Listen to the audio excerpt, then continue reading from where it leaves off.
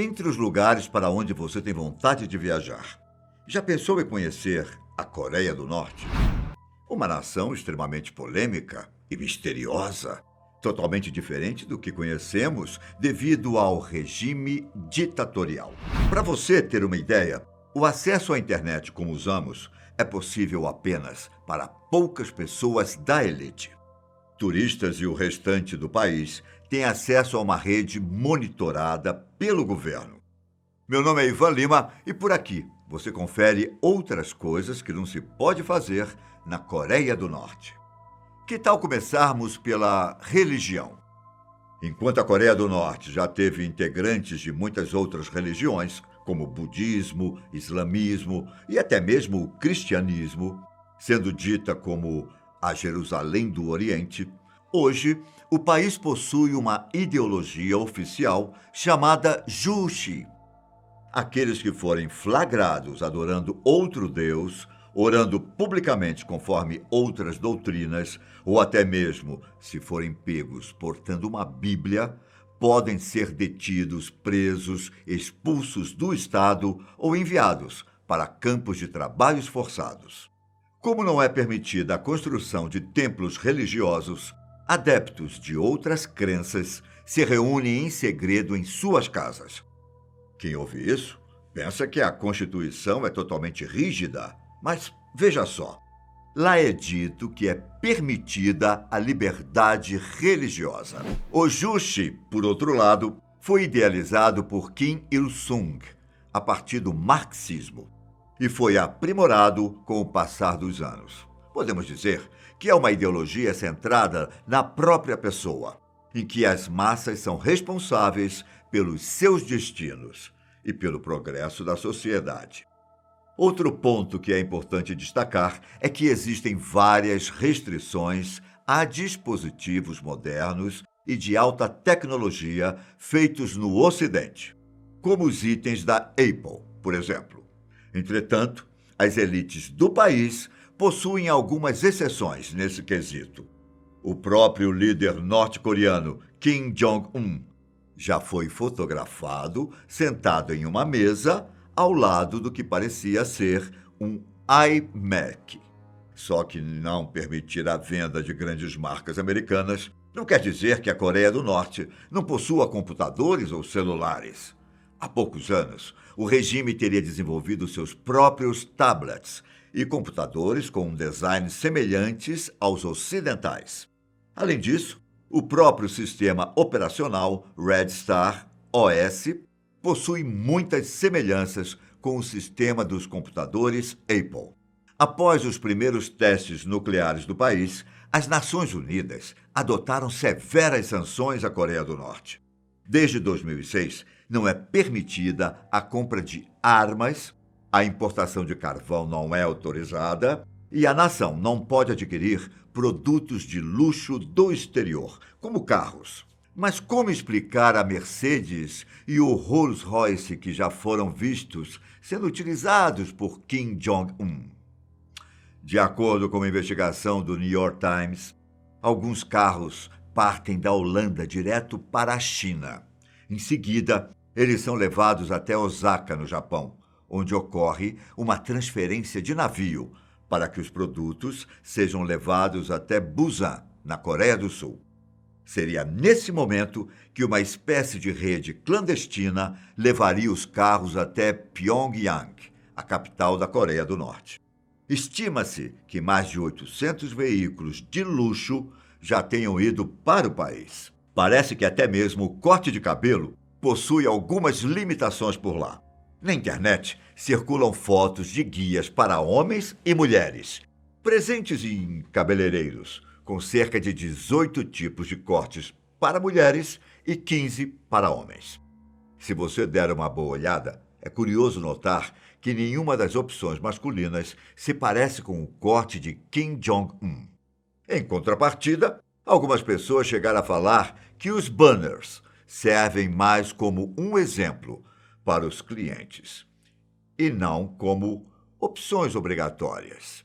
É complicado saber ao certo, pois também existem informações de que as autoridades devem se atentar para chamar a atenção de qualquer um que use um corte no estilo capitalista. E se por aqui nós temos uma vasta gama de canais de televisão, tanto fechados quanto abertos, a Coreia do Norte possui apenas 4 opções de canais, todos ligados ao Comitê Central de Radiodifusão coreano. Um comitê que, diga-se de passagem, é controlado pelo Departamento de Propaganda e Agitação do Partido dos Trabalhadores. Como a censura presente na nação é forte, nenhum outro tipo de canal é permitido, principalmente aqueles que trazem conteúdos americanos. De acordo com a Reuters, em 2017, 98% das famílias norte-coreanas tinham televisão em suas casas e 69% tinham celular. Da mesma forma, o regime norte-coreano proíbe o controle de natalidade. Há quem diga que a não fabricação e venda de preservativos no país seja uma forma de Kim Jong-un aumentar sua população de trabalhadores socialistas. Só que, como ainda existe a desigualdade social, parte dos cidadãos do país tentam conseguir preservativos de maneiras ilegais. É dito que alguns empresários e funcionários que fazem viagens a outros países, como a China, por exemplo, retornam à Coreia do Norte com preservativos para entregá-los às pessoas. Existem até mesmo contrabandistas que os vendem para garotas de programa se protegerem contra doenças e prevenir a gravidez. E como, se já não bastasse as restrições para os cortes de cabelo, os norte-coreanos também precisam seguir uma série de regras em relação ao visual, principalmente das províncias de Hamgyong e Yanggang, estavam proibidos de usar piercings e roupas ocidentais, como calças jeans. As 2 províncias em questão ganharam mais destaque por fazerem fronteira com a China e terem fácil acesso às tendências culturais do exterior. E a norma teria sido implantada justamente como forma de lutar contra a cultura ocidental. Inclusive, unidades de inspeção estariam rondando as ruas para identificar quem não estivesse com o visual nos conformes. Por mais que o atual líder do país seja Kim Jong-un, os outros 2 que vieram antes dele também devem ser respeitados de maneira igual. Caso alguém desrespeite o governo, tal ato será considerado uma grave ofensa e poderá colocar a pessoa em maus lençóis.